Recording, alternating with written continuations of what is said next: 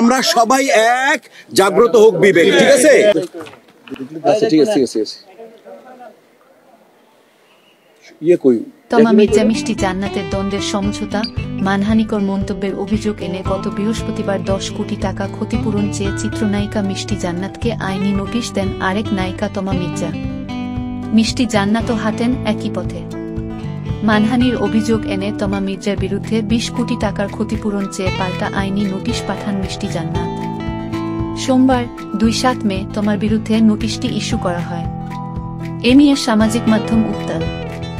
বিষয়টি নজরে আসে বাংলাদেশ চলচ্চিত্র শিল্পী সমিতির সভাপতি মিশা সওদাগর সভাপতিত্বে মঙ্গলবার 2-8 মে শিল্পী সমিতির কার্যালয়ে তমা মিষ্টিকে বসে দুই নায়িকার দ্বন্দ্বের মিটমাট করেন। এ সময় সহসভাপতি DA তায়েব লিখিত সমঝোতা সম্পর্কে জানিয়ে বলেন, আমাদের মধ্যে ব্যক্তিগত পর্যায়ে কিছু বিষয়ে ভিন্ন অভিমতের কারণে মনোমালিন্যের সৃষ্টি হয়।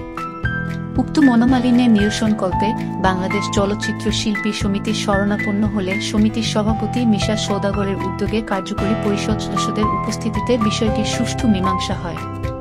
পরবর্তীতে এই বিষয়ে যাতে পুনরাবৃত্তি না হয় সেদিকে আমরা সচেষ্ট থাকব। মিশা সওদাগর বলেন, যে বিষয়টি হয়েছে ঠিক হয়নি, দুজনে ভুল বুঝতে পেরেছে। শিল্পী সমিতির মাধ্যমে পুরো বিষয়ের অবসান হয়েছে।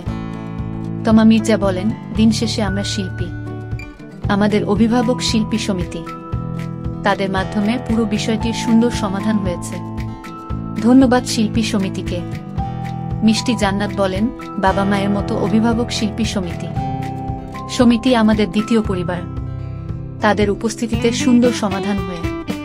তমা আপু আমার খুব কাছে, ভুল বোঝাবুঝির কারণে এমন হয়েছে। আশা করব ভবিষ্যতে এমন কিছু হবে না যাতে শিল্পীরা ছোট হয়। বাংলাদেশ সময় 2046 ঘন্টা, মে 28, 2024।